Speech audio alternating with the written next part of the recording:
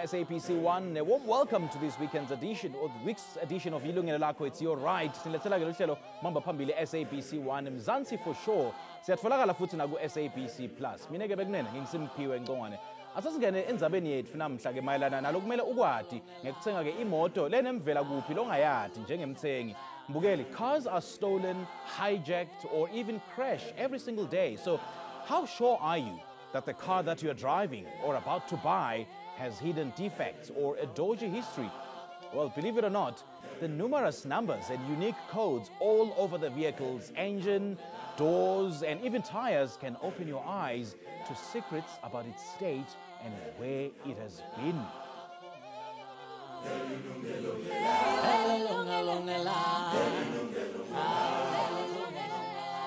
Now, to help us cruise through our topic today, let's welcome automotive guru Khaya Finger. She is the Chief Executive Officer of Car Chic. From the South African Tire Manufacturers Conference. A very good afternoon and a warm welcome to you too. Thank you so much for joining us. Welcome. Thank you. Fantastic. Greetings to you. Great stuff. I'm going to start with you, Khaya. So let's talk about a VIN number. What is a VIN number? I'd describe it like an ID. Like we all have personal IDs, a car has an ID. Oh, it's the car's ID. It's the car's ID. It's the identification of the car. You'd find it on the windscreen. Most cars will be on the windscreen. And also on the license disc. So the disc appears, it's funny because I know someone in the motor industry who didn't know where the VIN was, and I was quite taken aback because I said, just look at your license disc. Also in the door of the car, if you can't find it. And the engine has a VIN as well.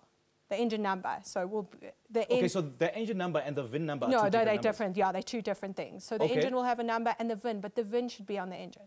Okay, so isn't the engine number some sort of ID of the car?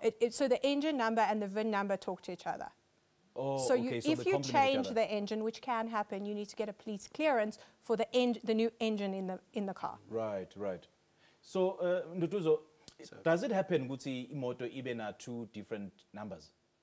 In terms of a VIN and an engine number? Well, two VIN numbers or two engine numbers?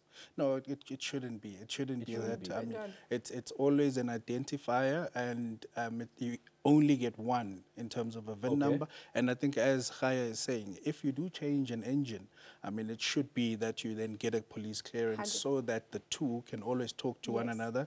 And if you get stopped by police or whatever on a roadblock, you are able then to produce the documentation to say the two are talking to each other. So which other alternative place that I can get a VIN number just in case where my car is so worn out and it's not visible? The VIN number is not visible. So the license disc. No matter how old a car is, it cannot be on the road without a license disc. The license disc, you know that green thing that the metro stop you and your disc has expired? Your VIN and engine number is on there. Okay. All right. So what are some of the ways that one can use to determine the accident history of a car? Generally, I think also using that VIN number and if it's linked to an OEM, I mean, all cars have a service history, so I think they will pick those issues out to say, this is the history of the vehicle. You've taken it to service at these particular dealers. I mean, I think we've now become so sophisticated in the sense that you are able to pick that up. And then I think it should give you some leeway in terms of understanding where the car has been, the history of it, how old it's been, whether it's been looked after. And particularly, I think you won't see it in tires per se, in how many times you've changed the tire, but particularly on the service history of the vehicle, I think you will get that information. And then through a VIN number, how then do I determine whether it's been in an accident or not? It's quite tricky nowadays with puppy. So although puppy's great because it protects us, remember, if I'm driving that car and you phone a dealership, you're giving my information away. You're telling someone about my personal car that I'm still driving. So it's not so easy nowadays. So, you know, and I think this is great advice, buying a car, choosing the right dealer is as important as choosing the right car, because it's not so easy to get. So you can't just pick up the phone and phone a BMW and say, well, tell me what panels have been replaced on this car. Well, who are you phoning? You know, I'm giving someone's private information away. Okay. So it's not so easy. Poppy does come into play. So I would say when you're buying a second-hand car, I would suggest, if you can get a full service history, even if it's not all at the agents, get a full service history. Okay. When it comes to panel beating, it's a little bit harder. Now I actually want to physically see the car. I want to feel the car. I want to go around the car. I want to see what it looks like. It's hard, but there's certain tricks to see. Has this car been in an accident? So is the storage of the car's history computerized? The reason I'm asking this is that I could be involved in an accident, I fix the car and then I sell it, and then I tell the new owner that it's never been involved in an accident. So is it computed somewhere? Yeah, but that information's not privy to anyone else. So it's quite hard to get that information, especially an accident. So although there are ways, you can't just get it. It's like a medical record. You can't just get it. Okay. So yeah. So maybe to add on that, sure. It also depends, I think, on where you take the vehicle, I mean, for fixing. So, I mean, if you go to the backyard, I mean, I think you won't necessarily have a history of saying this was fixed, this was the problem. But particularly if you go to the dealers and it's above board in all of the dealerships, I think you would get that. However, I think, again, to Poppy, is that some of that information is not easy to get as a person purchasing the vehicle. Okay. But there is a log if you do take it to the accredited dealers. Okay. I think it's safe to say that 90% of used cars on the road have had some paintwork. There's minor damage and there's structural damage. And it's important for people to understand the difference. Was the car towed in, or did someone bash my bumper and I got the bumper replaced? That's not major. That's normal in the motor industry. But did the airbags deploy? Did I replace every panel on the car? That's different. That's, you know, it's... I'm actually glad that you raised the issue of the paintwork, because if I were to decide to paint my car, is that information reflected in the VIN or anywhere else? Not that I'm aware of. Yeah. I can see when I look at a car, also if you feel the grooves between, like, say, the bonnet, where the bonnet meets the fender, you run your finger. If it's very rough, chances are it's being painted. Oh, right. If it's smooth, it's factory. Also color, I can see colors. You know, you stand far back, you put the car in the sun, you can pick up the colors. Some people won't disclose, but I can see. Like, has this car been in an accident? No. Okay, but the bumper looks a bit... But it looks different from the body. Yeah, and then you know, Yeah, especially if you're more privy to gaps as well, gaps on sides of cars. So if this gap is smaller and this one is bigger on the back, so then I look for lines as well. Then there's this code on tires. So some people say, you know, it determines the size of the tire. Yes. But some people actually say that, you know, it could tell you the history of this car. So maybe just to come in on that, is that I think the side wall of a tire can tell you a lot of information. Really? In terms of the tire itself, but not necessarily where it's been in terms of the technical history. But you can get what we call a date of manufacture, which is the DOM, which tells you when the tire was manufactured. Maybe we'll get into that, I mean, I think as we go on. But the size of the tire, I mean, I think just to make an example, you get a 205, 16, 91. So that tells you, I think, the tire size that you have. So the 205 is actually the width of the tire. The 16 is the 16 would be the inch of the sidewall. And then let's say the R17 will then be the diameter of where the rim sits. So I mean, I think you understand that. But particularly on the DOM date, you get 4 numbers on there. So you'd find that it's 2119. So that would mean that it was manufactured on the 21st week of 2019. Oh, wow. Yeah. Okay. So, I mean, I think from there you can then understand to say how old the tire is in terms of when it was manufactured. Oh, wow. Wow, you're onto something here, eh? So that's something that, you know, you've opened our eyes to something new that we've never heard before, eh? But thank you so much. Let's leave it there for now. Please do join us after this break. Leli, Yilungelo, Lakho.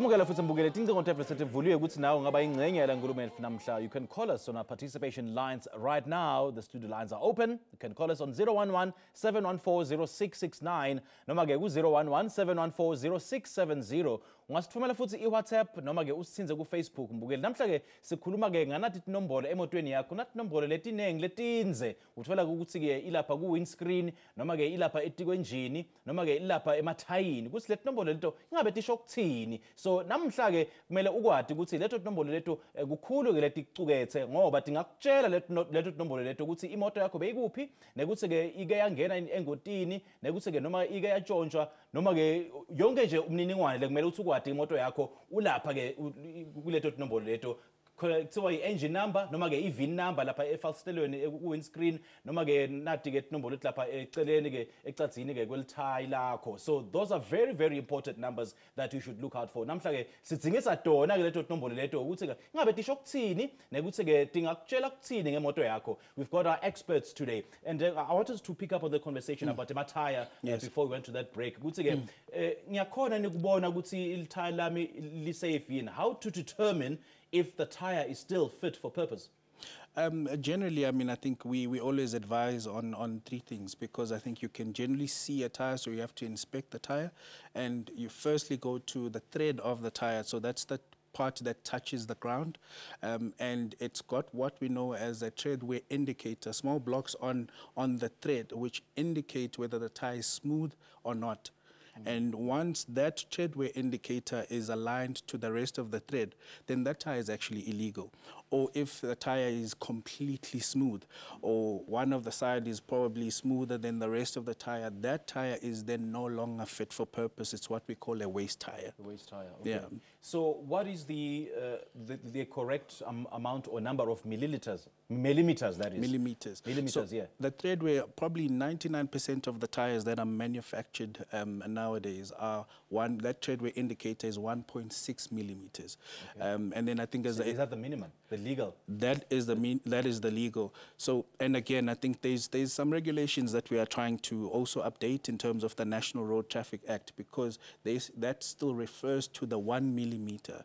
And I think those are the old generation tires. The new ones come with the thread wear indicator. It's easy to then locate it on the thread of the of the tire. And then once that is equal, then you know that tire is then smooth and you should be getting rid of it.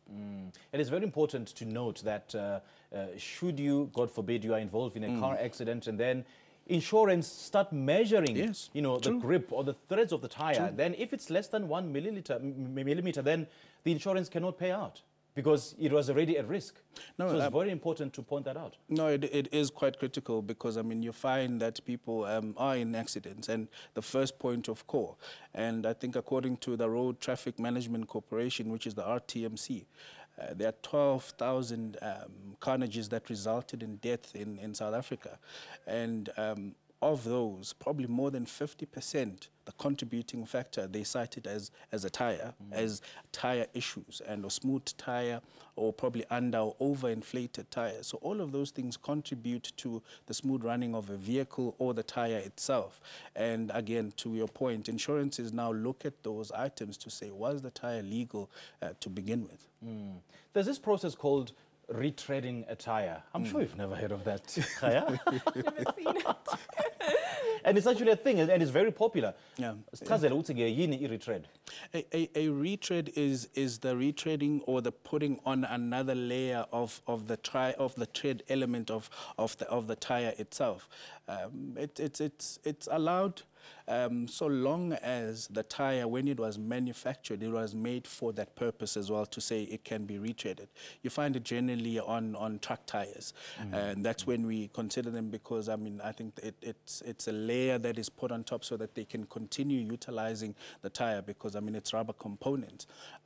Less so on passenger or smaller tires because I think now generally there's no longer a business case to do retreading. However, there are quality standards that they also go through in terms of that.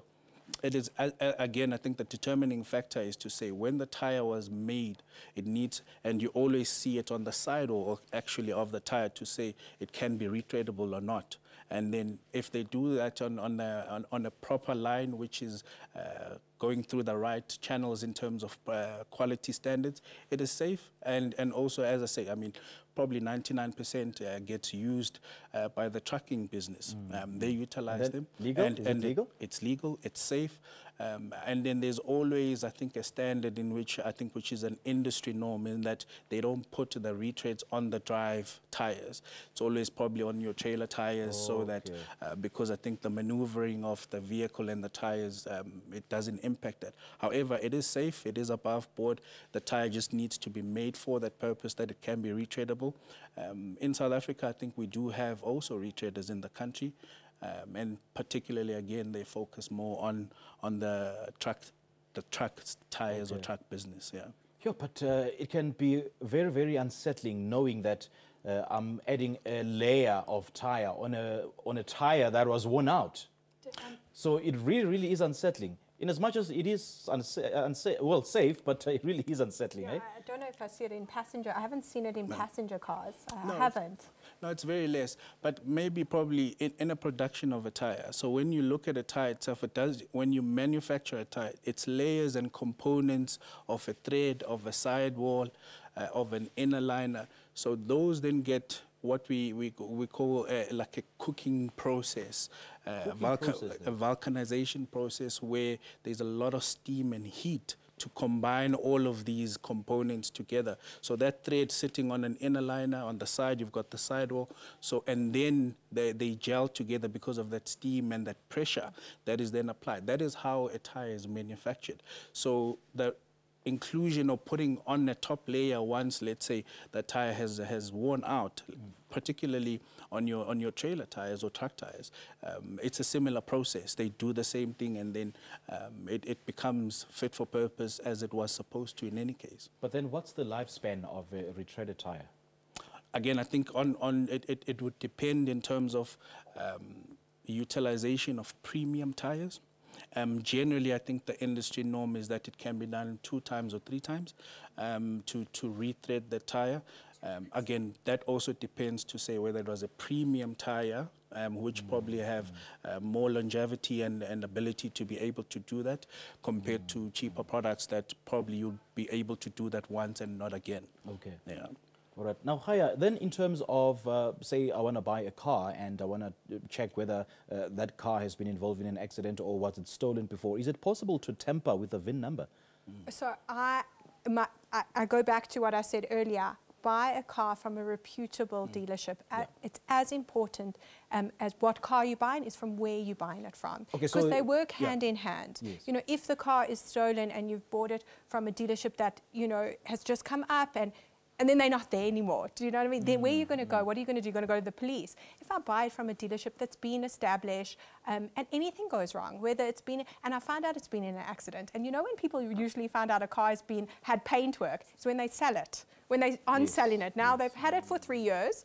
It's fine, just wear and tear, they've done their services. Now they're selling it and guys come to look at the car and they say, oh, wow, this car's had a lot of paint work. And you're saying, well, I haven't done the paint work to this car. So when was it in an accident? I've had that a lot. I've had that come up a lot, where only when they're reselling it do they find out.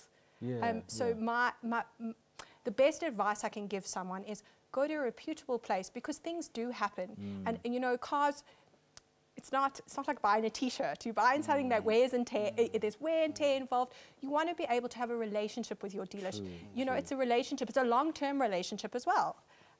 So if anything goes wrong, you can go back to them and give them the opportunity and say, wow, maybe they bought it and they missed something and unsold it. You want them, they're your first point of call. You want to go back there. But then in the event that I decide to buy a car from an individual and it becomes a gentleman's agreement, and then I discover that the car has actually been stolen, and then when I look at the VIN number, I see that the VIN number has been tampered with. So the NATIS papers that you get, so you know that green NATIS, paper, yes. The VIN number appears there. So everything has to match. Okay, so if the VIN number doesn't match... So the onus is on you to check the NATIS papers and the VIN number. Yeah, if it doesn't match, then that's a flag. Like, that's like, oh, wow. Like, the NATIS has to... Everything... That NATIS paper is like title deeds to the car. Right. That is ownership of the car. Without the NATIS, you don't own the car. You know, I've had people also where they buy a car and they never change ownership. The car doesn't belong to them. It's not their car until they change the ownership. The papers are someone else's. The tickets are also going somewhere else, by the way. Oh, yes, yeah, yes, of so course. the native paper is very important. That's ownership. And you're raising a totally different dynamic to this conversation of, driving a car that is not in your name, because it happens all the time, especially if I can't access credit and then I ask you to take the car on credit on my behalf. So third-party finance is actually not allowed by the bank. Yeah. Okay, so you're not allowed to, I'm not allowed to finance a car on my name for you because you're a friend and you can't get finance. It's actually not allowed. Because remember, you're driving the car and then something happens with insurance and you roll the car and then I owe the bank. It gets messy. It's a messy area. Third-party finance I don't suggest. All right. Let's leave it there for now. We'll continue our conversation in just a moment. Mugeli, asiphinda sijikele ngasetitolo hlala kanye nathi ungasanyakadi. Leli ke Yilungelo lakho. Don't go away.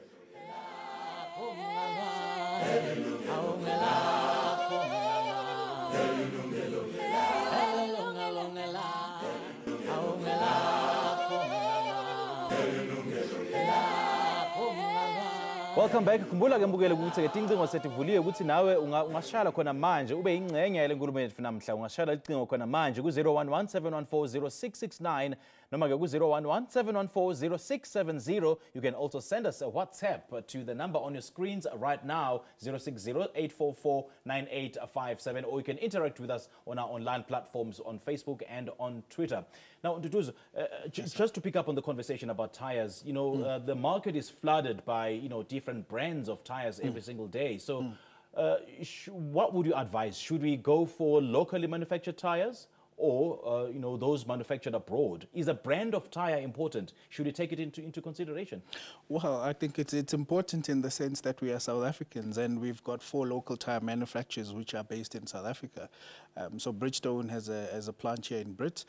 We've got Continental and Goodyear situated in Port Elizabeth. And also we've got Sumitomo Rubber, which manufactures Dunlop here in KZN. So I think from an economy perspective, and I think that's what the SATMC does, we are an industry association that looks after these 4 entities from a trade element or policy element, tire regulations, and also environmental policies. So from an economic stance, I would say that yes, they need to support that.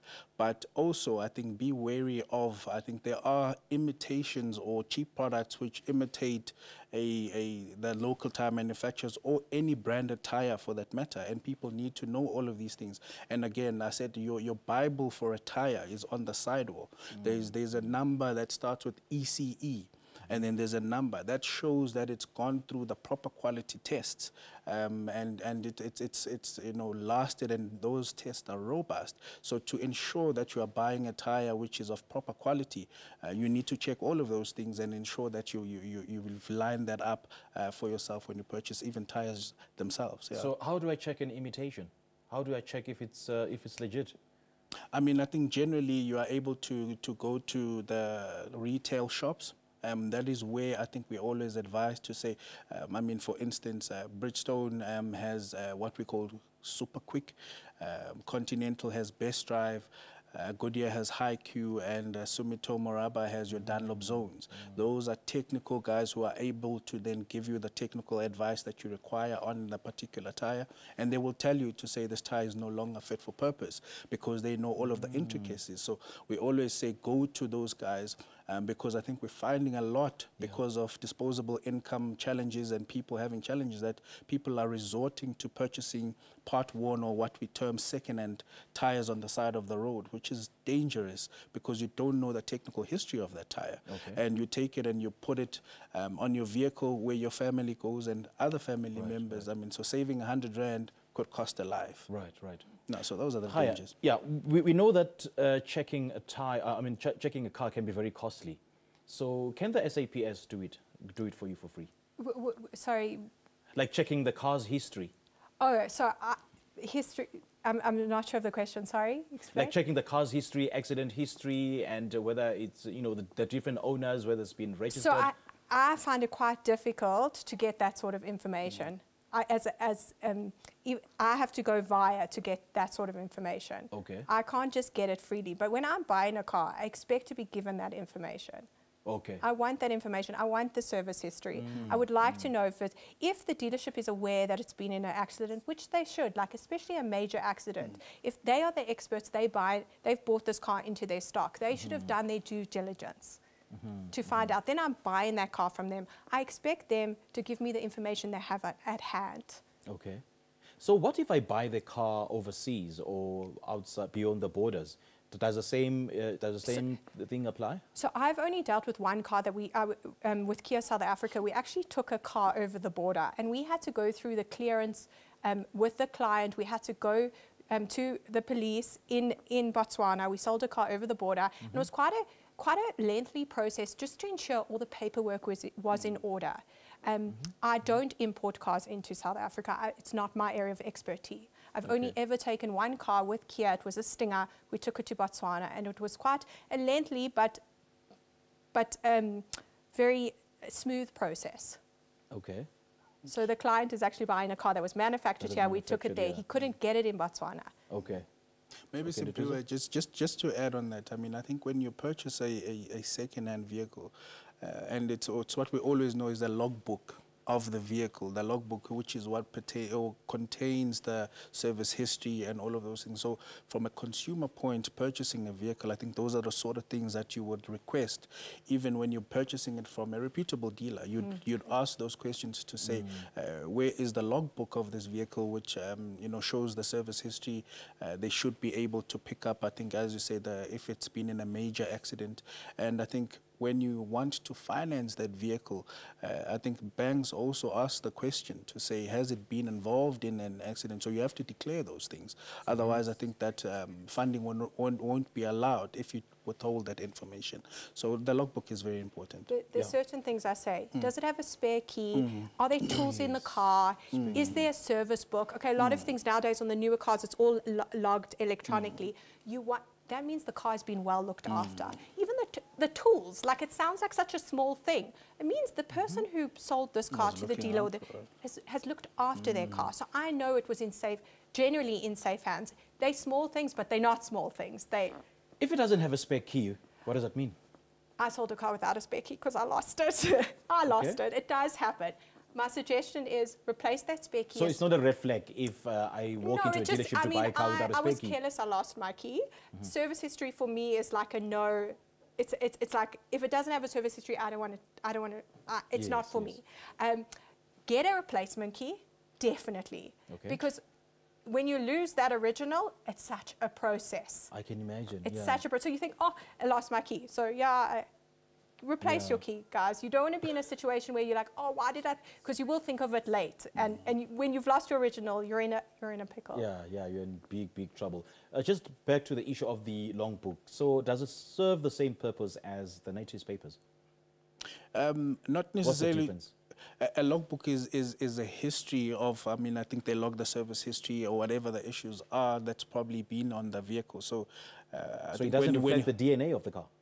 Not necessarily. Okay. It just gives you to say there's a history. When you purchase the vehicle, it's information or data, if I can so put it, to say this vehicle has gone to a particular dealer to get serviced, that particular service provider for ABC. So that gives you that check, and you're able then to make a determined decision to say, do I want to continue with the service? But however, if it's not there, it doesn't mean that there's tampering of the vehicle.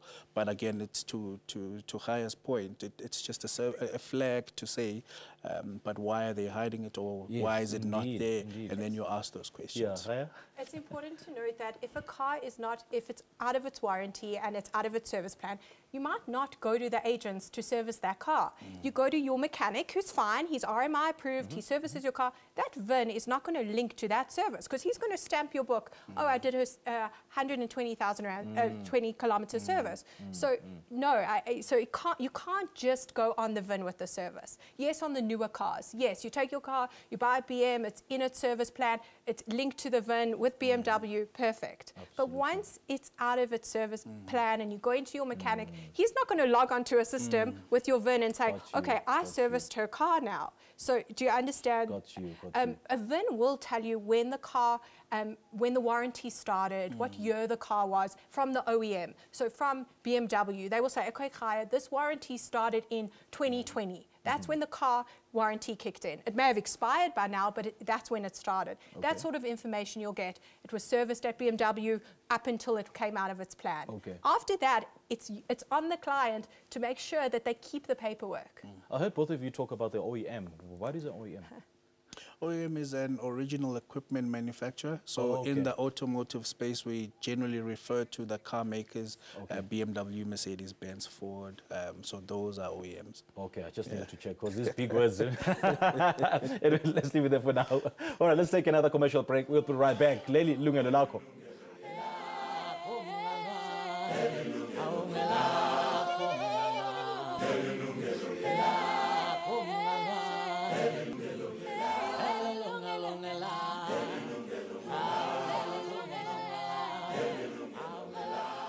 Sakumela futhi mbukela, our participation lines are still open. Ungashara licingo khona manje, and those are your lines right now on your screens. And speaking of lines, let's take our first caller. Sinabatabile ulapha ke Midrand. Sakumela ehleleni sawubona. Hello baba. Ninjani mama? Ngikhona kunjani baba? Siyaphila, khuluma nathi mama. Yeah, ngifuna ukwazi nge-VIN number baba. Kusho ukuthi sinomuntu yomuntu owashona sinamaphepha wonke. Manje bathi mababheka laba bazimoto bathi kunaleli zenke elilangaphakathi i-VIN number. Alikho, ngifuna ukwazi ukuthi singalithola kanjani. Ngicela uphindze lo mbuto mama, i-VIN number yemuntu lowashona. Yeah. Oh, okay. Okay. Siyabonga kakhulu ukushayela mama. She's basically asking how to get a VIN number of a person who has passed away and the car is registered in that person. Oh, she wants the VIN number or the NATIS papers. Because where's the car? Because if the car is somewhere, we can find the VIN on the car if the person's passed away. Well, I'm sure, I'm sure she's referring to the NATIS paper. Yeah, so the NATIS paper. So now it's in a deceased person's name. So the NATIS would be registered under this deceased person. So now the state comes into play. Who was the car left to? Because now you have to change ownership. Okay. So the VIN is on the car, yes, but the NATIS papers, as I said, that's the ownership of the car. But then, can I buy that car, especially if it's in the name of a deceased person? No. You can't. So I won't buy a car from a deceased person because the person is deceased. Okay. And then how am I changing ownership? Okay, can I then buy it from needs to go, the beneficiaries or the descendants? Yes, exactly. Now they change only it. Only if after they've changed it to their names? Yes, correct. So the beneficiary changes it to their name. So if the car is in a deceased name, the change of ownership must take place into the beneficiary, and then I buy the car from the beneficiary. Oh, okay. If I come in, I think there's another element probably to the question, to say that on the windscreen, that's where you find I think the VIN number. It's now no longer visible. So I think one of the suggestions you mentioned earlier was that you can also find it on the door panels of the vehicle. So to match the papers that they currently have to the vehicle so that they prove that the papers they have match with the vehicle, you can also check on the side, or let's say on the door panel of the vehicle to match the two. Okay. Yeah, I think that's what they're saying. So what you find on the windscreen of the vehicle, there's like a block that where the VIN goes. Yeah. Sometimes you find that that falls away. Let's say if depending on the age of the vehicle, or it's gone, like faded, and you can't see the numbers properly. There's also a panel, or let's say the VIN number on the side of the vehicle or the door. Yeah. There are some cars that use engines interchangeably. So if I were to replace an engine, so I'm going to make a good example of, Toyota, for instance.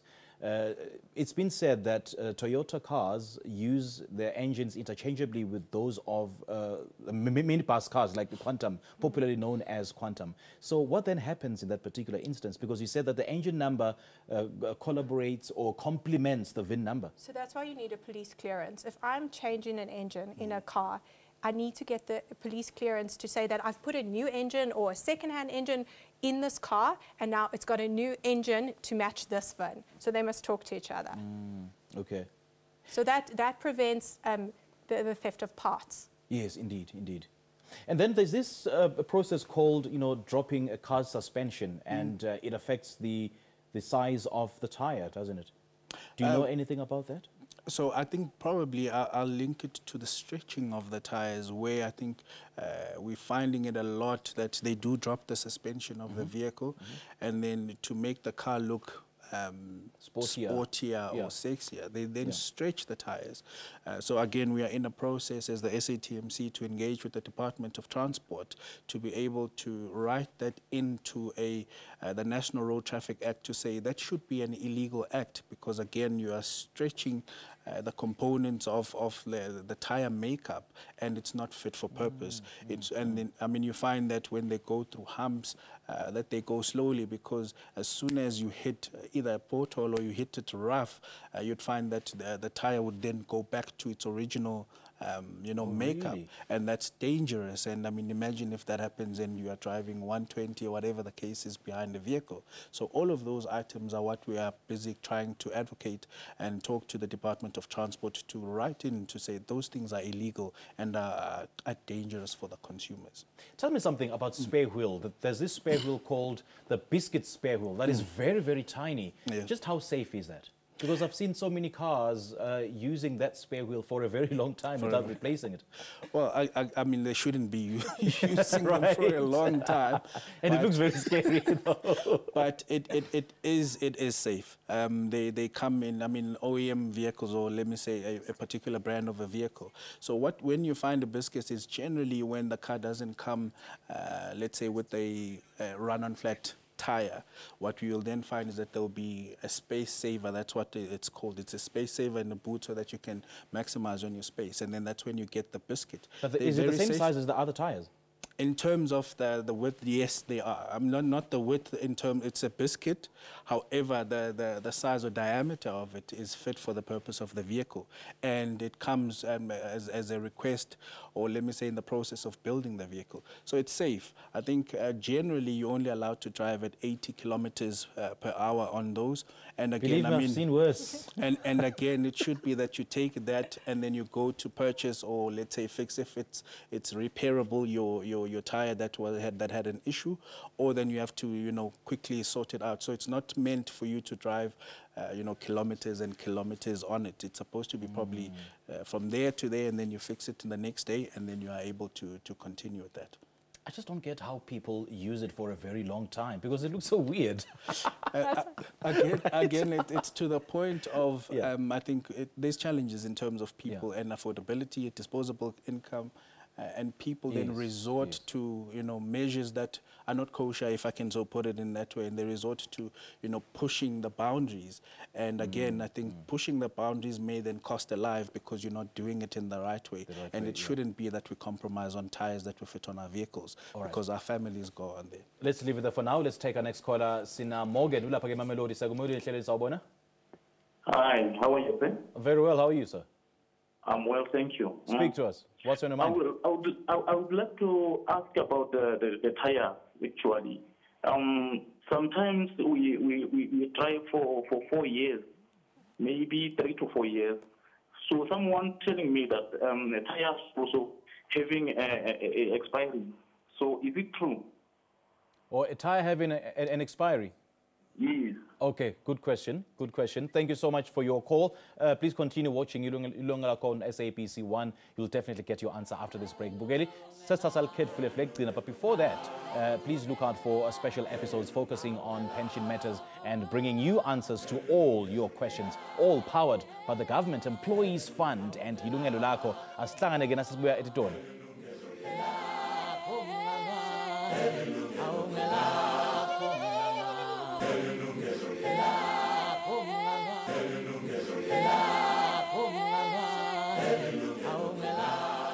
Welcome Welcome back to our final segment. Ngaphambe kwethi ke sichubeke mbukele ngendaba yethu ke ngithike ngintshele ukuthi ke sesitanilethela ke tindzaba texwayiso nekuphendvula ke yonke ke imibuto yakho lonayo ngako konke ke lokuthenga wena njengemthengi ikakhulukati ke ema-pension nemalungelo akho. Nihlale ke nibukele mbukeli ke kulamalanga lalandzelako. We'll bring you all you need to know about pensions and your rights, and brought to you by the Government Employees Pension Fund and of course Yilungelo Lakho.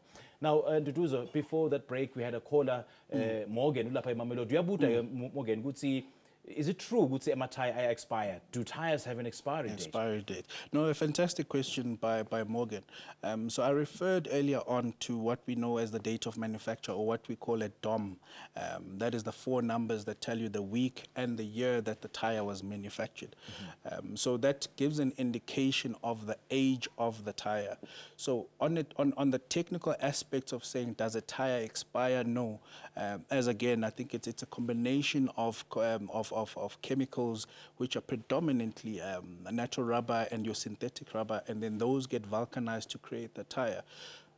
As the tire ages, those components and how the build-up starts to be compromised depending on the driving conditions, or let me say the infrastructure, the weather conditions, I mean wet, cold, or whatever, it's too hot, and then that starts to be compromised. And how you then see that it starts to be compromised is when you start to see cracks on either the sidewall or on the tires itself, then you know, or you start to see that actually now the tire is no longer fit for purpose, or it's good to be used. It starts to compromise that safety element. But technically, we wouldn't say a tire expires per se. It's just that as time goes, that makeup, like any other thing, the makeup of it starts to be compromised as time goes. Does the expiry have to do with whether the car or the tire has been in use or not?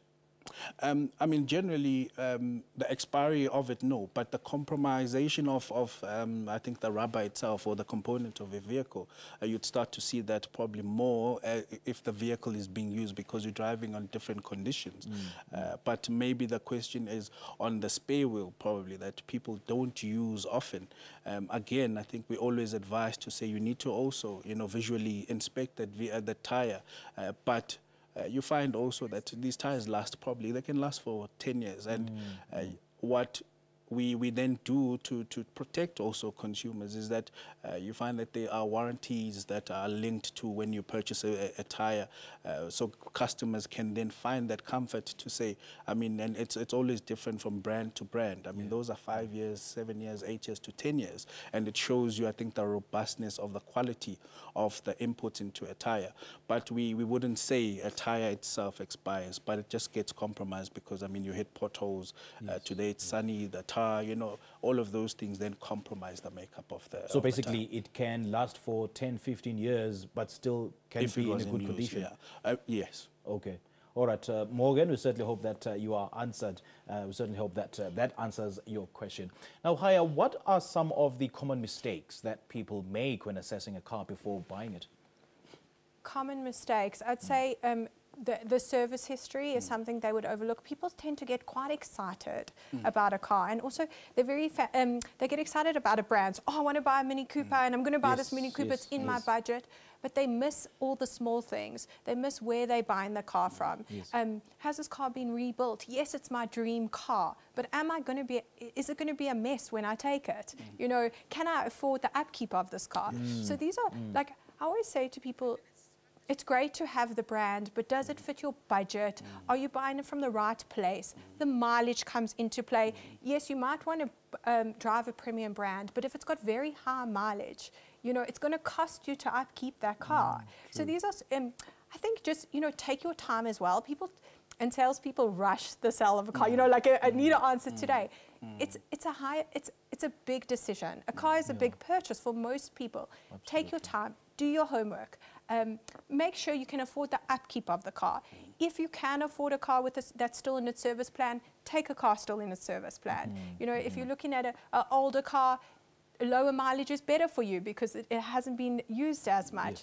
I think it's a big decision, so don't take it lightly. Do your homework. Absolutely. Don't get too excited about the brand and the shininess of it.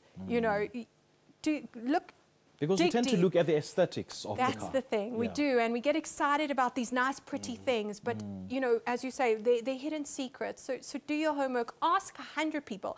Ask anyone. If you have a mechanic friend, take him with you to see the car. Test drive the car.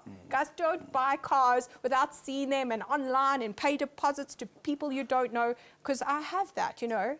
That happens where someone says, well, I paid a deposit to these people and it seemed so good to be true. Trust me, it's too good to be true. And they're gone. The money's gone, the dealership's gone, they're gone. And those people tell you that they can only deliver the car if you pay a deposit. Be careful of that. Yeah, be careful. That's probably a scam. Yeah. Not definitely, but probably. So, Dr. Rizzo, what is it that we need to consider before buying new tires or replacing tires? Again, I think I referred to making it easy for people to purchase the tires, and because of the pressures of the economy at the moment, people see it as a good idea to purchase on the side of the road. We did a study, I think in 2021, 63% of the tires that we bought on the side as SATMC, so that we're able to test, were actually illegal. So that means that 6 out of 10 tires were actually illegal that were bought on the side of the road. So those are the things. I mean, even if you purchase a vehicle, you need to be mindful of those things. Check the tires and ensure that you buy them at a reputable, I've mentioned the 4, that you can go to so that you get technical advice. I wish we could go on and on and on. This conversation is getting interesting as we wrap it up. But thank you so much for your time. We do appreciate your time. Thank you for having us. Let me thank my studio guests for making time to be on the show this afternoon. In the next coming weeks, Yilungelo Lakho, in collaboration with the Government Employees Pension Fund, phecelezi EGEPF, will be empowering you with information pertaining to pension matters. From me, Simpio Ngongwane, and the rest of the team, to have a great week ahead. Cheers. Hallelujah.